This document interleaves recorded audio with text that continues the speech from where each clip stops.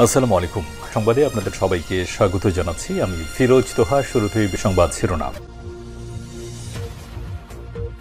বাংলাদেশের সর্বশেষ গুরুত্বপূর্ণ আপডেট সংবাদে আপনাকে স্বাগত। শুরুতেই সংবাদ শিরোনাম, পরে বিস্তারিত। শুরুতেই জানাবো, ৮২ পুলিশ কর্মকর্তাকে ওএসডি করে প্রজ্ঞাপন জারি। ৮২ জন বিসিএস পুলিশ কর্মকর্তাকে ওএসডি করে প্রজ্ঞাপন জারি করেছে স্বরাষ্ট্র মন্ত্রণালয়। এর মধ্যে উপপুলিশ মহাপরিদর্শক ডিআইজি রয়েছে ৯ জন, অতিরিক্ত ডিআইজি ৬১ জন এবং পুলিশ সুপার পদমর্যাদার ১২ জন পুলিশ কর্মকর্তা রয়েছেন। এরপর জানাবো, নওগাঁয় ব্যবসায়ীকে মারধর করে স্বর্ণেও লুটপাট। নওগাঁয় আত্রাই উপজেলায় এক ব্যবসায়ীকে মারধর করে স্বর্ণালংকার ও নগদ টাকা লুটপাটের অভিযোগ উঠেছে। সোমবার ২৫ ফেব্রুয়ারি রাতে উপজেলার আহসানগঞ্জ হাট সংলগ্ন মালাধার সেতু এলাকায় এই ঘটনা ঘটে। এদিকে ম্যাটস শিক্ষার্থীদের ৪ দফা দাবি ঘোষণা। Medical assistant training school mats শিক্ষার্থীদের ৪ দফা দাবি জানিয়ে মঙ্গলবার ২৫ ফেব্রুয়ারি পটুয়াখালী জেলা প্রেস ক্লাব মিলনায়তনে সংবাদ সম্মেলন করে এই দাবি জানিয়েছে তারা। এবারে জানাবো, অপারেশন ডেভিল হান্ট আরও ৬৩৯ জন গ্রেপ্তার। যৌথ বাহিনীর বিশেষ অভিযানে অপারেশন ডেভিল হান্টে সারা দেশে গত ২৪ ঘণ্টায় আরও ৬৩৯ জন গ্রেপ্তার করা হয়েছে। নিয়ে ৮ই ফেব্রুয়ারি রাত থেকে আজ বুধবার ২৫ ফেব্রুয়ারি বিকেল পর্যন্ত এই অভিযানে মোট ৯,৬৯৫ জনকে গ্রেপ্তার করা হলো। এদিকে সংঘবদ্ধ প্রতারক চক্রের সক্রিয় সদস্য গ্রেপ্তার। বিদেশে পালিয়ে যাওয়ার সময় হজরত শাহজালাল আন্তর্জাতিক বিমানবন্দরে সংঘবদ্ধ প্রতারক চক্রের সক্রিয় এক সদস্যকে গ্রেপ্তার করা হয়েছে। পুলিশের অপরাধ তদন্ত বিভাগ সিআইডি গ্রেপ্তারকৃত আসামির নাম মোহাম্মদ নবীন হোসেন। তিনি যশোর কোতোয়ালি থানার এজাহার নামীয় পলাতক আসামি। এবং সর্বশেষ জানাবো, বিয়েবাড়ি থেকে ফেরার পথে সংঘবদ্ধ ধর্ষণের শিকার ৫ কিশোরী। বিয়েবাড়ি থেকে ফেরার পথে সংঘবদ্ধ ধর্ষণের শিকার হয়েছেন আদিবাসী ৫ কিশোরী। ভারতের ঝাড়খণ্ডের রানিয়া এলাকায় এই ভয়াবহ সংঘর্ষের ঘটনাটি ঘটেছে বলে পুলিশ অভিযোগপত্রে জানিয়েছে। ঘটনায় জড়িত থাকার অভিযোগে ১৮ অপ্রাপ্তবয়স্ক ছেলেকে গ্রেপ্তার করা হয়েছে। শুক্রবার গভীর রাতে ঝাড়খণ্ডের খুঁটি জেলার রানিয়া এলাকায় ৫ কিশোরীকে ধর্ষণের এই ঘটনা ঘটে। পুলিশ জানিয়েছে এই কিশোরীদের মধ্যে ৩ জনের বয়স ১২ থেকে ১৬ বছর। প্রিয় দর্শক, এতক্ষণ শুনছিলেন সংবাদ শিরোনাম, এবারে বিস্তারিত।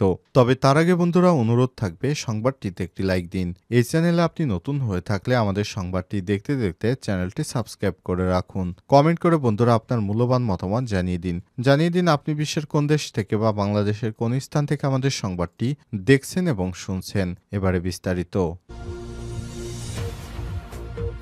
৮২ পুলিশ কর্মকর্তাকে ওএসডি করে প্রজ্ঞাপন জারি।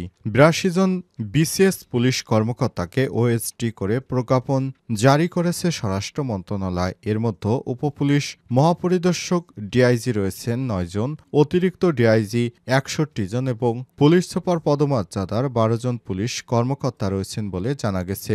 মঙ্গলবার ২৫ ফেব্রুয়ারি রাষ্ট্রপতির আদেশক্রমে স্বরাষ্ট্র মন্ত্রণালয় জননিরাপত্তা বিভাগের পুলিশ এক শাখার উপসচিব মোহাম্মদ মাহবুবুর রহমান স্বাক্ষরিত পৃথক ৩টি বিজ্ঞপ্তিতে বিষয়টি নিশ্চিত করা হয়েছে। প্রজ্ঞাপনে বলা হয়েছে, বিসিএস পুলিশ ক্যাডারের নিম্নবর্ণিত কর্মকর্তাদের জননিরাপত্তা বিভাগে স্বরাষ্ট্র মন্ত্রণালয়ের বিশেষ ভারপ্রাপ্ত কর্মকর্তা ওএসডি হিসেবে বদলি বা প্রদান করা হলো। জনস্বার্থে জারিকৃত আদেশ অবিলম্বে কার্যকর করা হবে বলে প্রজ্ঞাপনে উল্লেখ করা হয়েছে। এর আগে ১০ম জাতীয় সংসদ নির্বাচনে পুলিশ ও র্যাবের হয়ে দায়িত্ব পালন করা ১০৩ কর্মকর্তার পদক প্রত্যাহার করে নিয়েছিল সরকার। মূলত শেখ হাসিনার নির্দেশে যেসব কর্মকর্তারা ডামি নির্বাচন সহ বিভিন্ন অবৈধ নির্বাচনে গুরুত্বপূর্ণ ভূমিকা পালন করেছিল তাদের বিষয়ে সরকার সিদ্ধান্ত গ্রহণ করছে। কিভাবে তারা দেশকে একটি ভোটারবিহীন রাষ্ট্রে পরিণত করেছিল, কিভাবে মানুষের ভোট ও ভাতের অধিকার কেড়ে নিয়েছিল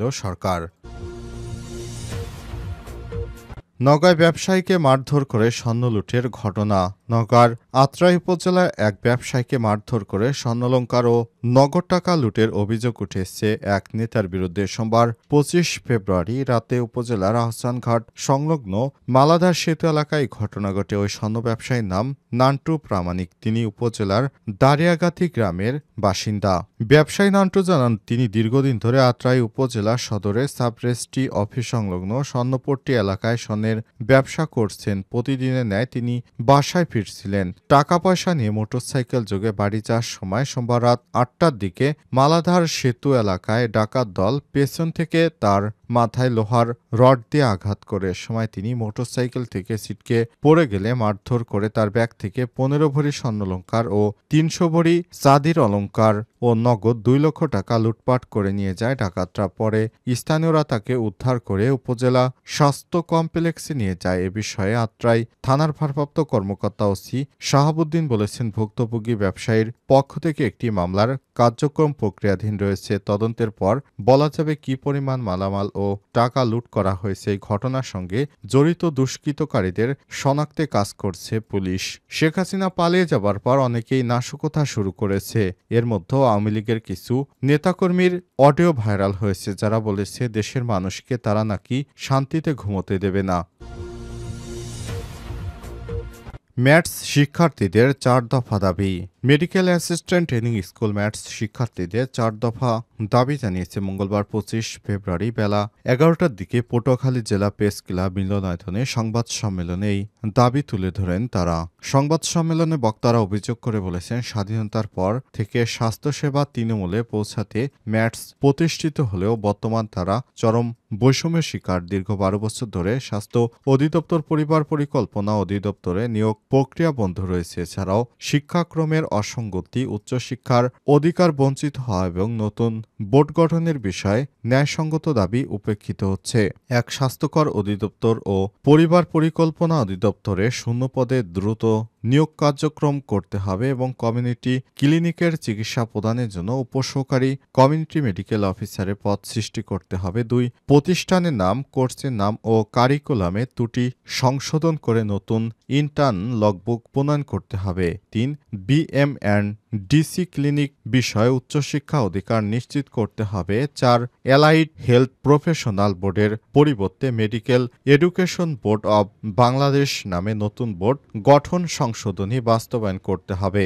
সংবাদ সম্মেলনে উপস্থিত ছিলেন ড এ কে এম শহীদুল ইসলাম, অর্থ সম্পাদক, পটুয়াখালী বিডিএমএ, ড সুকেশ বিশ্বাস, পটুয়াখালী বিডিএমই ড মোহাম্মদ তোফাজ্জল ইসলাম, পটুয়াখালী বিডিএমই ড মোহাম্মদ সোহান মিয়া, কার্যনির্বাহী সদস্য পটুয়াখালী বিডিএমএ ড মোহাম্মদ মইনুল ইসলাম, কার্যনির্বাহী সদস্য পটুয়াখালী বিডিএমএ মোহাম্মদ সাকিব হোসেন, সমন্বয়ক ও সাধারণ ম্যাথস শিক্ষার্থী ঐক্য পরিষদ। অপারেশন ডেভিল হান্টে আরও ৬৩৯ জন গ্রেপ্তার। যৌথ বাহিনীর বিশেষ অভিযান অপারেশন ডেভিল হান্টে সারা দেশে গত ২৪ ঘণ্টা আরও ৬৩৯ জন গ্রেপ্তার হয়েছেন। বুধবার ২৫ ফেব্রুয়ারি বিকেল পর্যন্ত এই অভিযানে মোট ৯,৬৯৫ জনকে গ্রেপ্তার করা হলো। বুধবার ২৫ ফেব্রুয়ারি পুলিশের সদর দপ্তর থেকে পাঠানো এক বিজ্ঞপ্তিতে সব তথ্য জানানো হয়েছে।